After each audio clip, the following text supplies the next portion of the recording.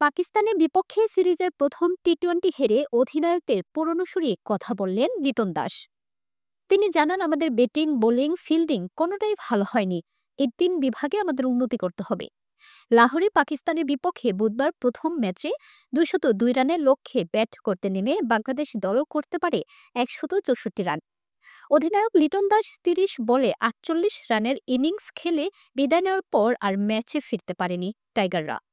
১০০ থেকে ১৫০ পর্যন্ত যেতে উইকেট খুঁয়েছে মোট ৬টি। ৩৭ রানের হারে স্বাভাবিকভাবেই হতাশ টাইগার অধিনায়ক লিটন দাস। তবে আশা রাখছেন ঘুরে দাঁড়ানোর।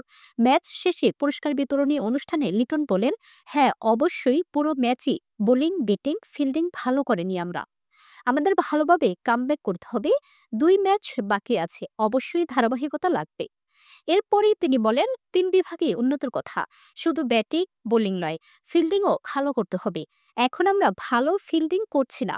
২০০ চেজ করার মতো ছিল এই মাঠে। অনেক দ্রুত গতির মাঠ, উইকেট ব্যাটিং সহায়ক ছিল। ভালো ব্যাটিং করিনি আমরা, সেখানে আমাদের কামব্যাক করতে হবে। মাঝে দ্রুত উইকেট হারালে ভরসার প্রতীক হয়ে ওঠেন জাকের আলী। তবে তিনি বুধবার নিজেকে পুরোপুরি মেলে ধরতে পারেননি। এ ব্যাপারে লিটন বলেন, জাকের আলী গত ১ বছর ভালো করছে।